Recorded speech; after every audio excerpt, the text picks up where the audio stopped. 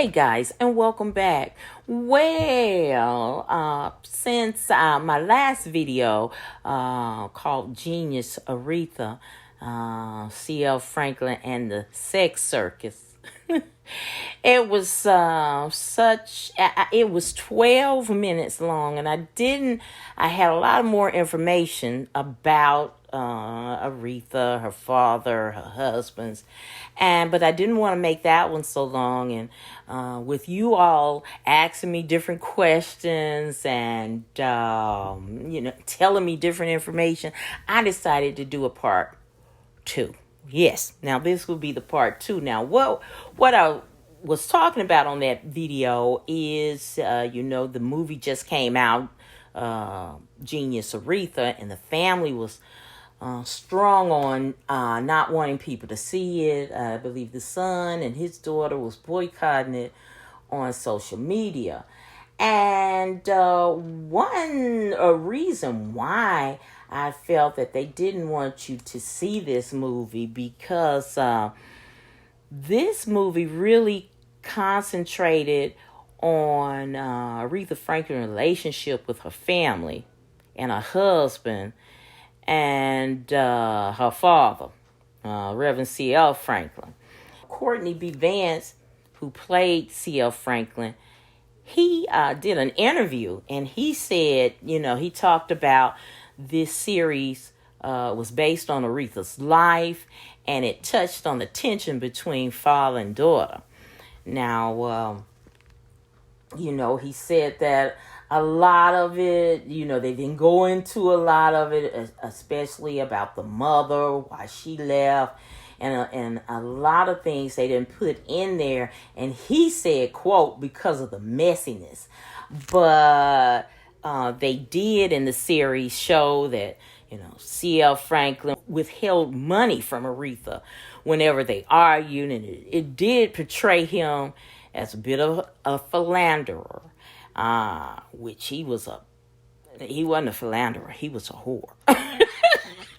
And it showed him frequently meeting women while on the road with his daughter, which Sex Circus, that Ray Charles and David Ritz, who did Aretha Franklin's autobiography, details what happened while they were he took his daughter touring on the Chitlin circuit with him.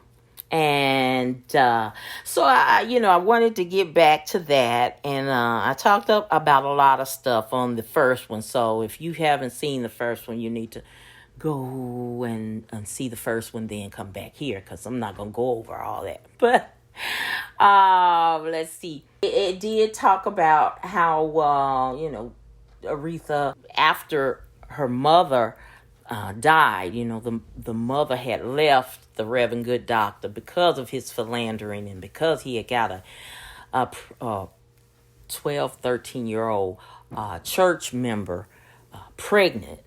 And she just had enough of C L Franklin, and she left.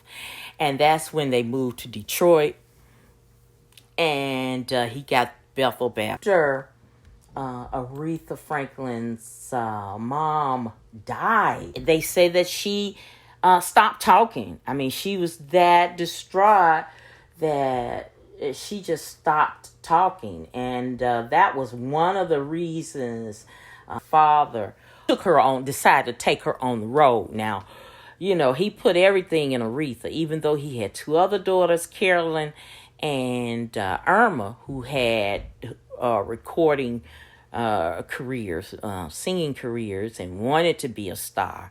He put everything on Aretha, having her sing at church functions early. Every church occasion, he had her sing. It even talked about it in the movie. I mean, he would have parties at his mansion, and he would have her come down and sing, say whatever you want to say, listen to her sing. So he put everything in Aretha, career. So he took her on the road with him. I believe she was 13 or 14, but she had So she had to be about 14 because she had her 2 children at that time. And everybody was having sex with everybody. Ray Charles spilled the beans on that. And he said they were freakier than him. He said that it was same-sex couples. It was just everything. And Aretha was thrown into that life too, because I believe she was 13 when she took this picture, 13 or 14. They were had a romantic relationship, so she was sexing too, just like every her dad and everybody else. Aretha's mother died 4 years after separating from her husband. Aretha and her sister and brothers were raised by C L Franklin grandmother. It showed that, but it didn't show about after their mother died. The good Reverend C L Franklin, he moved a woman in who he was fornicating with. They were not married, but her name was Lola Moore. And, the kids loved her. Aretha, they said Aretha loved her sense of humor, loved her culinary skills, just loved everything about her. And I forgot how long she stayed there, just hoping that Franklin would marry her. But he didn't. What actually happened to break up the relationship, she just up and left. She went back. I believe she was from Chicago. She went back to Chicago. And Aretha Franklin, again, she went into this this depression. And she really wanted Lola to be her mother. It didn't happen. And Carolyn gave an interview, Aretha's younger sister, and she said adding the things up, and now when she got grown and adding the dates up and everything, she feels that Lola had found out about the Reverend Good Doctor going with gospel singer Clara Ward. They went together for years. And Miss Lola found out, and she probably was like Aretha's mother, this ninja ain't gonna be right, and he ain't gonna do right, so I'm gonna go. So I believe that's what happened. But because C L Franklin was Reverend C L Franklin was the man with the $1 million voice, and there were always entertainers coming to the home, such as Clara Ward and Mahalia Jackson, and those were some of Aretha mentors. And they often helped, took care of her and her brothers and sisters. James Cleveland had moved in the home with Aretha Franklin and her brothers and sisters, and James Cleveland was a good friend of Franklin, and who was a beautiful gospel singer. I mean, I love Reverend Cleveland's songs up until this day. But he was a closeted gay pedophile preacher who allegedly molested dozens of young males in the church and infected them with AIDS, which before he died with the disease in 1991. I tell you, you all think churches are bad now, and that people are playing with God. These different, I guess not all preachers. No, not all preachers. But you see how these preachers are playing with God. Hey, this is nothing new. Look at this crowd. This crowd, oh boy, I mean, they did whatever they wanted to, molesting boys and pedophiles. You just, So, you look at some of these preachers today and say, man, they playing with God. Hey, this been going on. Even with them going to the church, it was known that they would, and they said it was a club on the same street that the church was on. And they would go to the club and hang out. Then they'll go to the church, and that's where they would have their sexual orgies. And they said the Reverend Good Doctor, he did drink and loved marijuana. And they would end up doing their thing into the wee hours of the night. They didn't go home. They just changed, got ready for Sunday school and morning worship, and with that same buzz they had on Saturday night, and they just danced in the aisles and falling out and everything.